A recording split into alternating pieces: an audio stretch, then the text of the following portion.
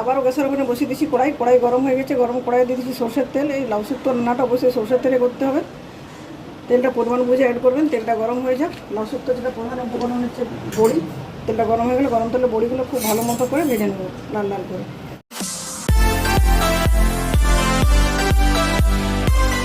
নমস্কার বন্ধুরা, আমার চ্যানেল উদর পদ্ধতিতে আপনাদের সবাইকে স্বাগত জানাই। আমি প্রচণ্ড হাঁসফাঁস গরমে শরীর ও মনকে তৃপ্তি দেয় এমন আরেকটা রান্নার রেসিপি আপনাদের সাথে শেয়ার করছি।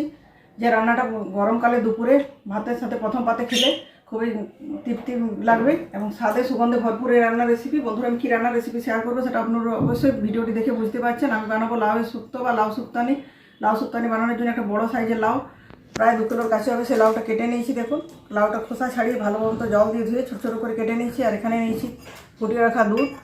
এখানে আছে 1 চামচ ময়দা। এই ময়দাটা দুধের সাথে গুলে নেবো রান্না ব্যবহারের জন্য। এখানে 8-10টা কাজু। কাজুটা অপশনাল, আপনার বাড়িতে থাকলে নেবেন, নাহলে নাও নিতে পারেন। আর এই চামচে 2 চামচ পোস্ত নিচ্ছি, এগুলো ভিজিয়ে রেখে পেস্ট বানাবো। আর অবশ্যই রান্নাতে রাখবে বড়ি। বড়িটা নিচ্ছি। তো চলুন বন্ধুরা, রান্নাটা শুরু করি। আর বাকি যে উপকরণগুলো ব্যবহার করবো সেটা জানার জন্য আমার ভিডিওটি প্রথম থেকে শেষ পর্যন্ত আপনাদের ধৈর্য ধরে দেখার অনুরোধ রইল। ভিডিওটি দেখার পর যদি আপনাদের ভালো লাগে অবশ্যই ভিডিওটিতে লাইক শেয়ার করবেন, কমেন্ট করে জানাবেন কীরকম লাগলো। চ্যানেলে যদি নতুন বন্ধু হয়ে থাকেন, এখনও চ্যানেল সাবস্ক্রাইব করে না থাকেন, অবশ্যই চ্যানেল সাবস্ক্রাইব করে পাশে থাকা বেল বাটন অন করে দেবেন আমার চ্যানেলের ভিডিওগুলির আপডেট পাওয়ার জন্য। বন্ধুরা, লাউ শুক্তো বানানোর প্রসেসটা শুরু করি। তার আগে গ্যাসের ওভেনে বসিয়ে দিচ্ছি একটা কড়াই। কড়াইতে একটা মশলা বানিয়ে নেবো, যেন 5 ফোড়ন দিয়ে দিচ্ছি 1 চামচের মতো। 5 ফোড়নটাই শুকনো করে ড্রাই রোস্ট করে নিচ্ছি। 5 ফোড়নটা খুব ভালো মতো ড্রাই রোস্ট হয়েছে, একটা বাটিতে ঢেলে নিচ্ছি।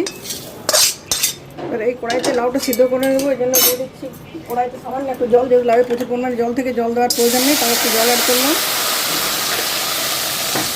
এখানে দিয়ে দিচ্ছি পরিমাণ মতো লবণ। কেটে রাখা লাউটা দিয়ে দিচ্ছি।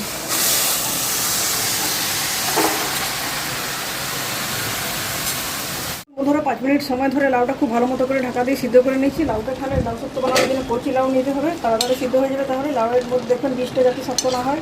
বীজটা যদি শক্ত হয়, লাউটা শক্ত হবে, সেক্ষেত্রে লাউ শুক্তো বানানো কোনোভাবে পারফেক্ট হবে না। যতই বানানো সেটা ছেড়ে ছেড়ে যাবে, সেই জমজমাটি লাউ শুক্তো বানানো যাবে না। তখন সেটা সিদ্ধ হয়ে গেছে, একটা অন্য পাত্রে ঢেলে নিচ্ছি। কড়াইটা পরিষ্কার করে নিয়ে ফিরে আসছি। আবারও গ্যাসের ওখানে বসিয়ে দিচ্ছি কড়াই। কড়াই গরম হয়ে গেছে, গরম কড়াই দিয়ে দিচ্ছি সরষের তেল। এই লাউ শুক্তো রান্নাটা অবশ্যই সরষের তেলে করতে হবে। তেলটা পরিমাণ বুঝে অ্যাড করবেন। তেলটা গরম হয়ে যাক। লাউ শুক্তো যেটা প্রধান উপকরণ হচ্ছে বড়ি। তেলটা গরম হয়ে গেলে গরম তেলে বড়িগুলো খুব ভালো মতো করে ভেজে নেব লাল লাল করে। তেলটা খুব ভালো মতো গরম হয়ে গেছে, তেল থেকে ধোঁয়া উঠছে। ধোঁয়া ওঠা গরম তেলে বড়িগুলো দিয়ে লাল লাল করে ভেজে নিচ্ছি। বন্ধুরা, বড়িগুলো খুব ভালো মতো লাল লাল করে ভেজে নিচ্ছি। এগুলো তেল থেকে তুলে নিচ্ছি। তেলটা আছে, বাকি তেলে রান্নাটা করবো আমি।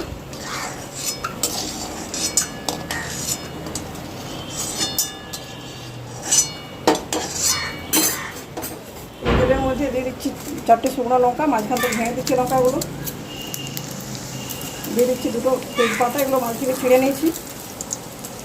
আর দিয়ে দিচ্ছি 1/2 চামচ মেথি, গোটা মেথি এখানে অ্যাড করছি। আর অ্যাড করছি 1 চামচ কালো সরষে, যেটা রাই সরষে বলা হয়।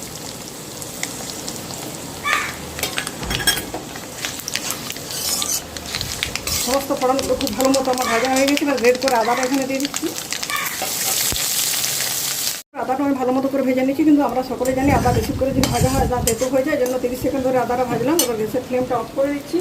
মানে কাজু পোস্ত যে পেস্টটা বানিয়েছি সেটা অ্যাড করছি। যেহেতু পেস্টের মধ্যে কাজু দেওয়া আছে, হাই হিটে যদি এটা কষানো হয় কাজুটা কড়াইতে লেগে যাবে, সেজন্য গ্যাসের ফ্লেমটা কমিয়ে দিচ্ছি।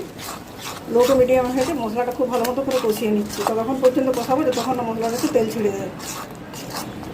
দেখুন ওনার মশলাটা খুব ভালো মতো কষানো হয়ে গেছে, মশলা থেকে তেল ছেড়ে দিয়েছে। এই পর্যায়ে আমি এখানে মিক্সির বাটিটা ধুয়ে একটু যে জল, মশলা মাখা জলটা ঢেলে দিচ্ছি। আর সিদ্ধ করে লাউটা এখানে দিয়েছি। লাউয়ের যে এক্সট্রা জলটা আমি ঝরিয়ে নিয়েছি।